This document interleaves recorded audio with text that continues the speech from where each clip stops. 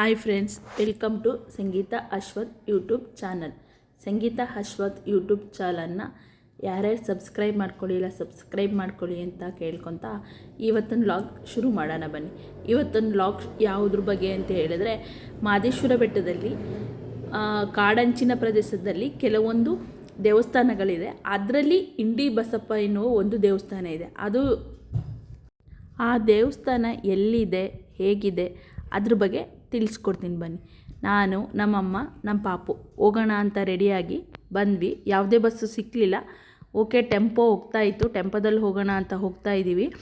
ನಮ್ಮಮ್ಮ, ನಮ್ಮ ಪಾಪು, ನಮ್ಮ ಅಮ್ಮಂಗೆ ಬ್ಯಾಕಲ್ಲಿ ನಿಂತ್ಕೊಳ್ಳೋಕ್ಕಾಗಲ್ಲ ಅಂದರು. ಸರಿ ಆಯ್ತಮ್ಮ, ನೀನು ಮುಂದೆ ಕೂತ್ಕೊಂಡ್ಬಿಟ್ಟು ನಾನು ಬ್ಯಾಕಲ್ಲಿ ನಿಂತ್ಕೊಂಡಿದ್ದೀನಿ. ನಮ್ಮಮ್ಮ, ನಮ್ಮ ಪಾಪು ಮುಂದೆ ಇದ್ದಾರೆ. ನನಗೆ ಟೆಂಪೋ ಅಂದರೆ ಸ್ವಲ್ಪ ಇಷ್ಟ, ಹಾಗಾಗಿ ಬಸ್ಸಿದ್ರು ಸುಮ್ಮನೆ ಇಲ್ಲ ಅಂತ ಅಮ್ಮಂಗೆ ಹೇಳಿಬಿಟ್ಟು ಟೆಂಪೋದಲ್ಲಿ ಹತ್ತಿದ್ದೀನಿ. ಅಲ್ಲಿ ಹೋಗ್ತಾ ಇರ್ಬೇಕಾದ್ರೆ ಹಂಗೆ ನೋಡಿ ಮಹದೇಶ್ವರದ್ದು ದೇವ್ರ ಸ್ಟ್ಯಾಚು ಕಾಣ್ತು. ಆ ಸ್ಟ್ಯಾಚುನ ಒಂದು ವಿಡಿಯೋ ಮಾಡ್ಕೊಂಡು ಹೋಗ್ತಾ ಇದ್ದೀನಿ. ನೋಡಿ, ಈ ಸ್ಟ್ಯಾಚು ಇದೆಯಲ್ಲ, ಆ ಕಡೆನೇ ತಮಿಳ್ನಾಡು ಬರುತ್ತೆ. ಆ ತಮಿಳ್ನಾಡಿಗೆ ಹೋಗೋ ರೋಡ್ದಲ್ಲೇ ಇಂಡಿ ಬಸಪ್ಪ ಅಂತ ಒಂದು ದೇವಸ್ಥಾನ ಇದೆ. ನೋಡಿ, ಅಲ್ಲಿ ಹೋಗ್ತಾ ರೋಡಲ್ಲೇ ಕಾಣುತ್ತೆ ಇಂಡಿ ಬಸಪ್ಪ ದೇವಸ್ಥಾನ ಅಂತ ಅಲ್ಲಿ ಮೇಲೆ ಬರೆದಿರ್ತಾರೆ. ಮುಂದೆ ಬಂದು ಆ ರೋಡಲ್ಲೇ ಹೋಗೋ ಜಾಗದಲ್ಲಿ ಲಿಂಗ ಒಂದು ದೇವರಿದೆ.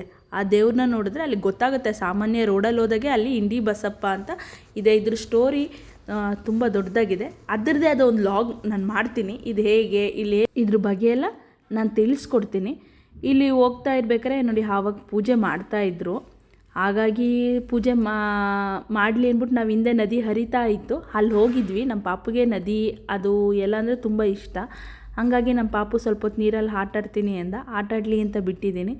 ಯಾವುದೇ ರೀತಿ ಭಯ ಇಲ್ಲ, ಅದೇನು ಹಾಳ ಆ ರೀತಿಯೆಲ್ಲ ಏನಿಲ್ಲ, ಆರಾಮಾಗಿ ಬಿಡ್ಬೋದು. ಅವನು ತುಂಬ ಖುಷಿಯಿಂದ ಆಟಾಡ್ತಿದ್ದ. ಅವನು ಅವನ ಫ್ರೆಂಡು ಎಲ್ಲರೂ ಆಟಾಡ್ತಾಯಿದ್ರು.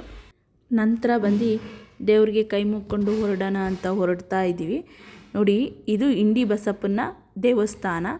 ಈ ದೇವಸ್ಥಾನಕ್ಕೆ ಕೈ ಮುಕ್ಕೊಂಡು ಅಲ್ಲಿ ಪ್ರಸಾದ ಕೊಡ್ತಾಯಿದ್ರು. ಏನಿಲ್ಲ ಅಂದರೂ ನಾನು ನೋಡಿರೋ ಮಟ್ಟಿಗೆ 1000 ಜನ ಬಂದಿದ್ರು. ಆ 1000 ಜನಕ್ಕೂ ರಾಗಿ ಮುದ್ದೆ, ಕೊಚ್ಚು ಹಲಸಿನಕಾಯಿ ಸಾಂಬಾರು, ಪೊಂಗಲು, ವೆಜಿಟೇಬಲ್ ಪಲಾವು ಎಲ್ಲ ಸಹ ಮಾಡಿದರು. ನೋಡಿ, ರಾಗಿ ಮುದ್ದೆ, ಕೊಚ್ಚು ಹಲಸಿನಕಾಯಿ ಸಾಂಬಾರು ತಿನ್ನೋದೇ ಒಂದು ಚೆನ್ನಾಗಿತ್ತು. ನಂತರ ಅಲ್ಲೆಲ್ಲ ಪೂಜೆ ಎಲ್ಲ ಮುಗಿಸ್ಕೊಂಡು ನಾವು ಅಲ್ಲಿ ಪ್ರಸಾದ ಸೇವನೆ ಮಾಡಿಕೊಂಡು ನೆಕ್ಸ್ಟು ಹೋಗೋಣ ಅಂತ ಊರಿಗೆ ಹೋಗ್ತಾ ಇದ್ದೀವಿ. ಬಾಯ್.